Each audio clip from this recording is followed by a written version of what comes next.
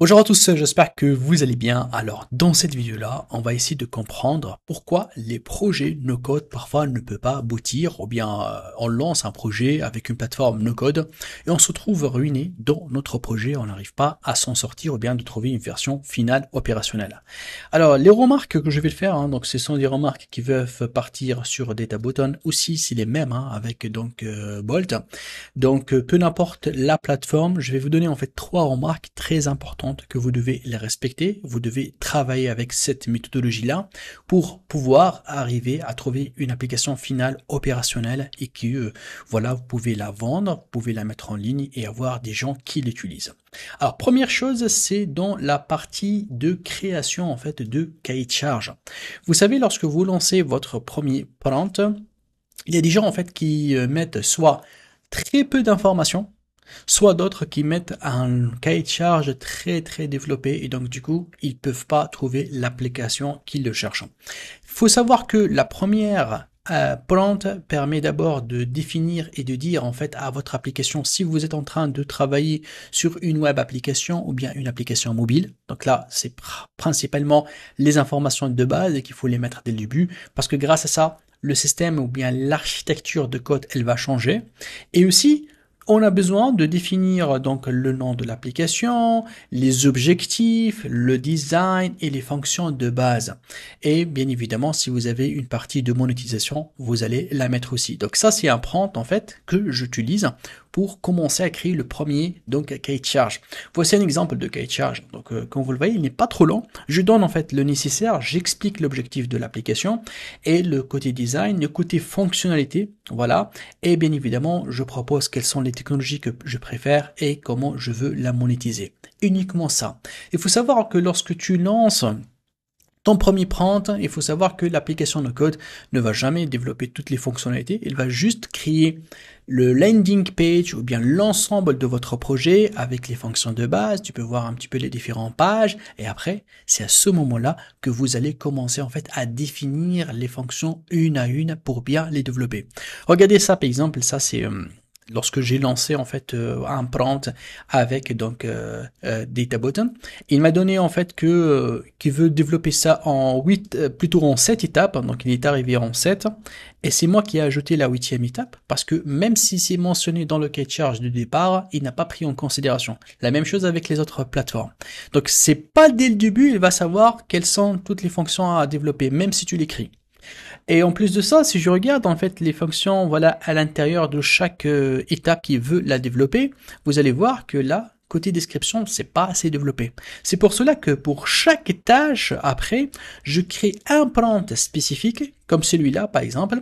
Ça c'est un prompt là où je vais entrer en plus en détail dans la partie par exemple, la compte utilisateur.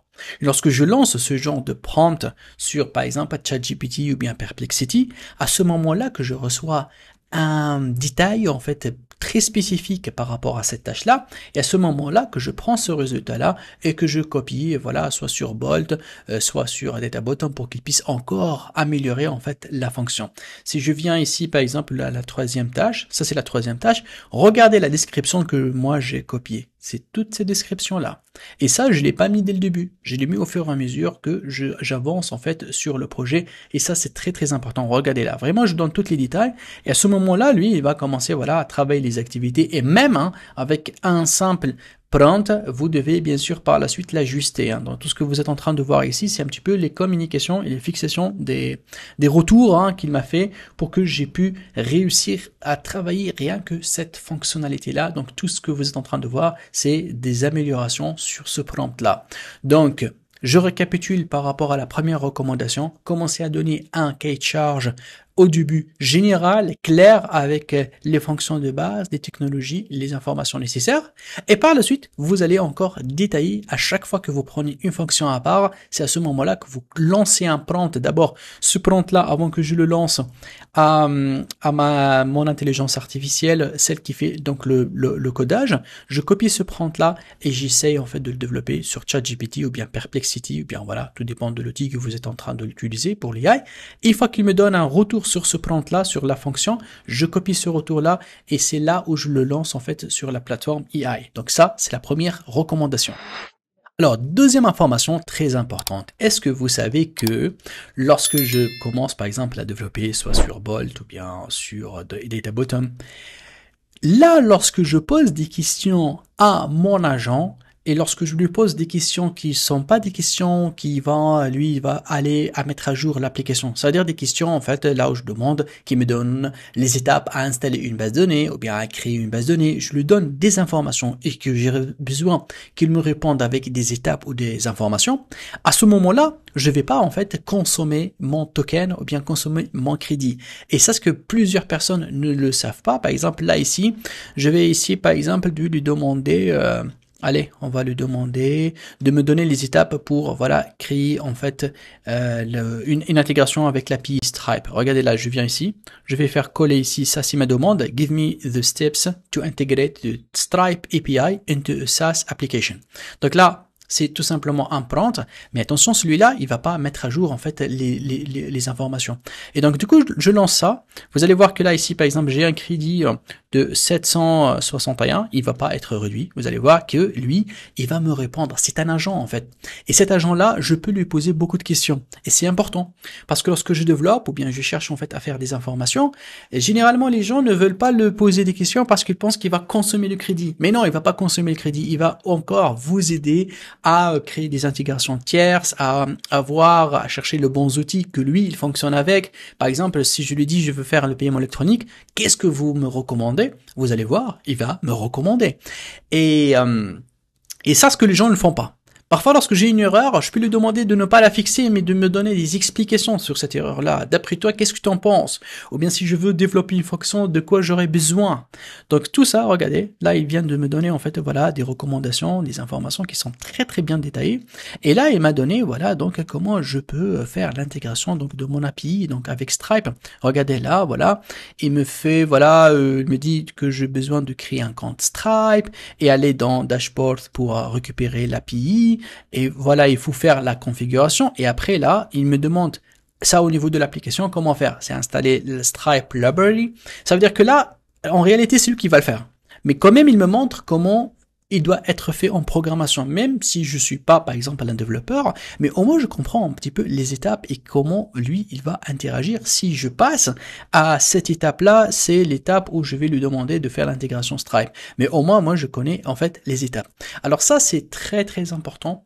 Et voilà, si vous êtes en train de connecter une base de données, c'est important de lui demander comment faire. Si je veux, je sais pas, par exemple, créer un compte sur Firebase ou bien Supabase, je sais pas comment faire, je lui demande. Donc ça aussi, c'était un petit peu la deuxième recommandation. Posez-le les questions tant que c'est pas du codage, tant qu'il va pas mettre à jour. Posez-le les questions. C'est pas la peine d'aller en fait à chercher l'information ailleurs. Il n'y a pas mieux que cette IA là qui peut vous répondre vu que c'est elle qui va développer. Donc elle connaît sa limite, elle connaît un petit peu les intégrations nécessaires et donc du coup profitez à lui poser la question. Même chose sur Bolt. Tant qu'on parle pas en fait du mise à jour de code. Donc, tant qu'on peut lui demander ce qu'on veut, c'est une IA et après tout, en fait, que je peux prendre son idée, qu'il peut me donner des explications. Alors, troisième remarque qui est très importante, c'est la partie des messages d'erreur. Alors, il faut savoir quelque chose. Si vous recevez un message d'erreur, ou bien ça se bloque, ou bien même parfois tu lui demandes de fixer quelque chose, vous allez dans l'application, vous la testez, n'est pas fixé. Alors, vous allez faire quoi? Vous allez lui demander fixer l'erreur. Alors, généralement, si la plateforme vous posez la question 3 fois, et elle ne résout pas le problème, ça veut dire qu'elle fait une première itération, le problème persiste toujours, tu refais le même prompt, le problème persiste toujours, tu refais le troisième, le problème persiste toujours. Il faut savoir, ça va pas se débloquer. Même si vous allez à 10 ou 20 fois donc la même itération, il va pas se débloquer. Alors du coup, il fallait que tu changes le prompt ou bien tu possèdes à chercher toi-même l'erreur. C'est vrai que même si tu n'es pas développeur, il faut vraiment mettre en place des techniques pour aider cette intelligence-là à être focus en fait sur une erreur spécifique. Je vous donne un exemple très simple. Vous essayez de faire voilà une écriture, voilà vous avez créé un espace membre et que tu veux que le membre, lorsqu'il entre dans cet espace-là, exemple, il change sa photo. Alors, si le système, tu testes, tu essaies d'ajouter ta photo, la photo s'upload, mais elle ne s'affiche plus, tu peux poser la question plusieurs fois, il essaie de la régler. Alors, le problème, en fait, c'est pas au niveau code. Il se peut que le problème, que lui n'a pas les autorisations nécessaires pour écrire dans la base de données. Et donc, du coup, lui, il peut ne pas afficher de message d'erreur. À chaque fois, il te dit terminé, tu testes, ça donne pas de résultat. Alors, c'est à ce moment-là que tu dois changer en fait la façon avec laquelle tu debugs le problème pour que tu comprennes que ça vient d'une base. Et à ce moment-là, tu vas lui poser la question comment j'aurai l'autorisation à écrire dans la base? Donne-moi les étapes. Tu vois, ça c'est différent. Et à ce moment-là, tu vas régler les étapes et tu vas les suivre et donner l'autorisation à votre application d'écrire dans la base. Et ça, tu vas le faire sans aucune programmation. Donc, tu vas suivre des étapes, cliquer ici, mettre ça, ajoute ça, copier-coller. Et après, lorsque tu vas lui dire exécute maintenant, tu vas voir que ça va résoudre le problème. Mais si jamais tu lui demandes tout le temps fixe l'erreur, il va jamais la fixer même s'il va consommer tous vos tokens. Alors, je prends un exemple très simple. Ici, je suis sur Bolt, ok?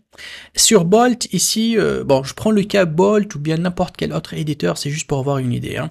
Là, j'ai toujours en fait un terminal. Et ce terminal-là, en fait, il peut me donner en fait l'exécution de déploiement dans mon application. Alors, si jamais il y a une erreur, comme ici, c'était le cas, donc je voulais vous montrer cet exemple-là. Je trouvais cette erreur-là, je copie carrément l'erreur que j'ai trouvée ici dans le terminal. Donc là, ici, en fait, c'est le terminal de Bolt. Ce n'est pas l'application, l'affichage de l'application, parce qu'aujourd'hui, toutes les plateformes d'éditeurs de code, je prends aussi Databottom. Par exemple, là, ici, si je vais aller dans la partie preview, vous allez voir que là, vous allez trouver la même chose. Hein, vous allez trouver qu'il y a le terminal. S'il y a des problèmes en fait avec l'API, avec l'exécution, bah écoutez, tu copies cette erreur-là et à ce moment-là, tu vas lui demander en fait de fixer cette erreur et c'est là où il va travailler. Ça, c'est d'un côté. D'autre côté, parfois tu as des messages d'erreur comme ça. Par exemple, là, tu vois un message d'erreur. Parfois, le message d'erreur, attention, tu peux le trouver sur votre application, sur le site. Tu as fait une manipulation, hop, il fait sortir un message d'erreur.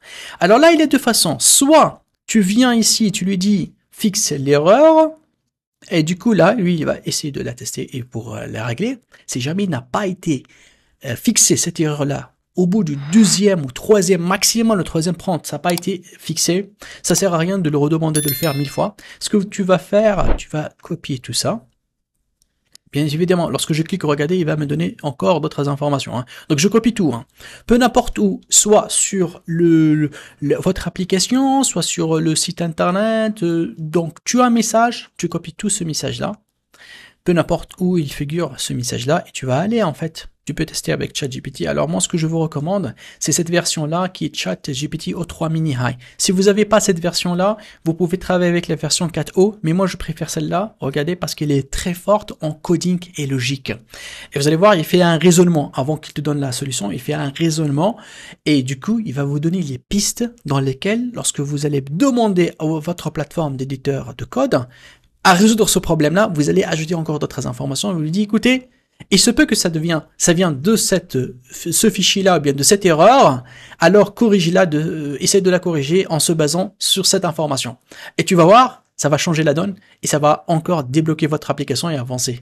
Alors du coup là, ce que je lui dis ici, regardez, donc je lui dis écoutez, je veux que tu analyses ce message d'erreur et tu l'expliques d'une manière simple avec des termes simples pour un débutant. Tu peux mettre pour un novice, tu peux mettre ton niveau hein, pour un intermédiaire, niveau intermédiaire en programmation, bien pour un expert, tout dépend de votre niveau. Hein. Mais généralement, ceux qui utilisent ça, ce sont des gens qui débutent, voilà, qui connaissent pas grand chose dans le développement.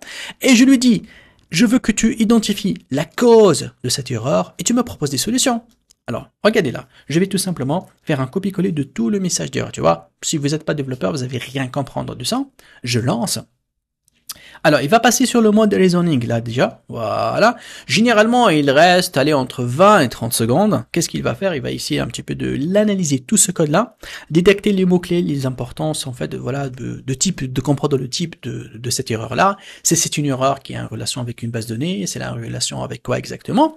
Et là, vous allez voir, voilà, il va vous expliquer de quoi il s'agit. Donc là, il vous donne, il te dit, écoutez, il y a, voilà, un conflit, il a détecté qu'il y a deux au plus d'éléments en fait qui utilisent le même key, donc voilà un conflit in React, en fait ça c'est la technologie utilisée. Hein. Et là il vous dit voilà, réellement on a duplicate static case, c'est-à-dire dans une base de données, il y a une information qui a une clé primaire ou d'indexation en fait, qui doit être unique, mais lui il l'a trouvé 2 fois. Et donc du coup, il a tout bugué, il n'a pas arrivé en fait à afficher votre code ou bien continuer à la programmation. Bon bref, il y a un problème du clé. Donc du coup, moi lorsque je trouve ça, je regarde déjà la solution, on regarde même, il me donne en fait les solutions à proposer par rapport à ce code-là. Alors pour moi, lorsque je vais essayer de régler le problème, si le système n'a pas pu réussir à régler le problème, je vais tout simplement copier ça et je vais lui demander en fait de régler ça et avoir une clé unique. Juste ça en fait, je peux copier ça. Pas besoin de lui donner d'exemple, lui il va comprendre. Donc du coup, il va aller sur cette piste-là et il va essayer de travailler en fait pour que la clé ne soit pas en fait dupliquée.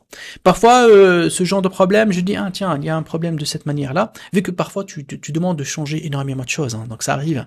Alors ce que tu vas faire, une réflexion logique, tu vas revenir à ta base de données et tu effaces tous les membres, par exemple que toi tu as ajouté. Tu as ajouté voilà plusieurs utilisateurs parce que tu es en train de tester, tu vas tout effacer pour ne pas avoir un conflit en fait au niveau de cet utilisateur-là, et tu crées un nouveau utilisateur là et tu testes ton application.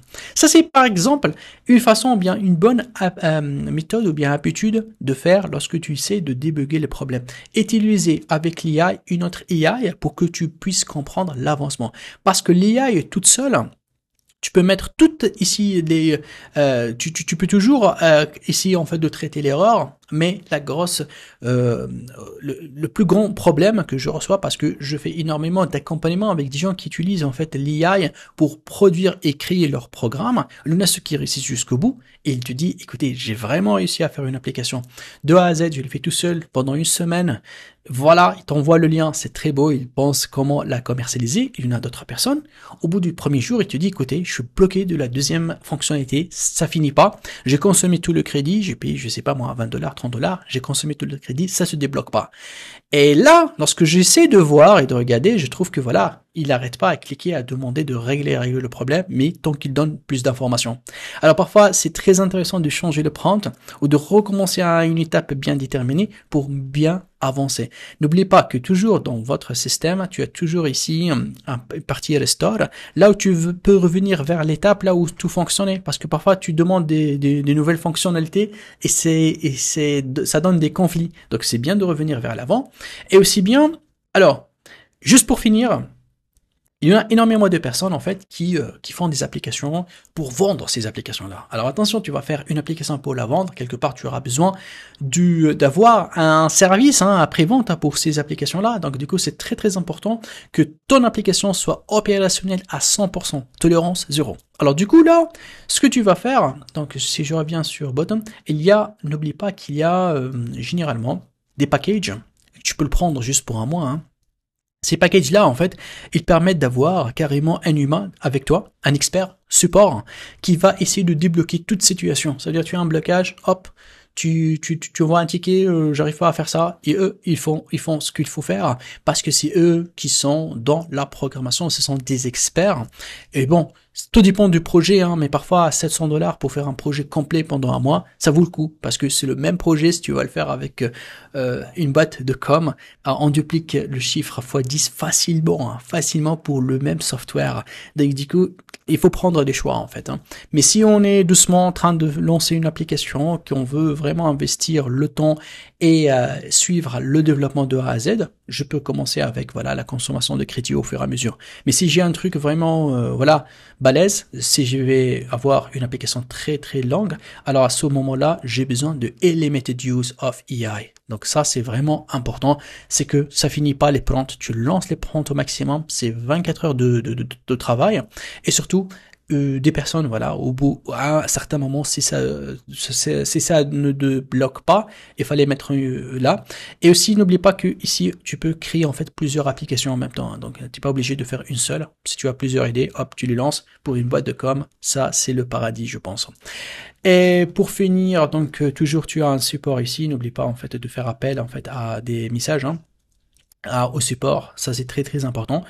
Et ça, c'est un petit peu ce que je trouve sur DataBottom que je trouve pas en fait sur d'autres applications. Si jamais tu as voilà une erreur, un problème et tout, tu as ici la possibilité d'envoyer un message. Tu cliques là et hop, tu entres en contact avec l'équipe pour qu'il il te débloque au cas de besoin. Et ça, c'est très très important. Donc prenez en considération ces bonnes recommandations pour pouvoir tout simplement avancer dans votre application no code. Alors juste pour la fin, j'aimerais bien que vous m'écriviez dans les commentaires c'est quoi les questions que vous voulez les poser pour les plateformes no code. C'est-à-dire que moi, je vais préparer en fait à faire un podcast avec une personne, donc soit de l'équipe de Bolt, soit de l'équipe de DataButton. Donc j'attends toujours donc le retour en fait de la confirmation, voilà, de ce meeting-là pour faire un podcast là où je vais poser des questions et je vais essayer de recevoir le maximum en fait d'informations sur les bonnes habitudes, sur voilà les tarifications, les applications, les limites, les avantages, les inconvénients.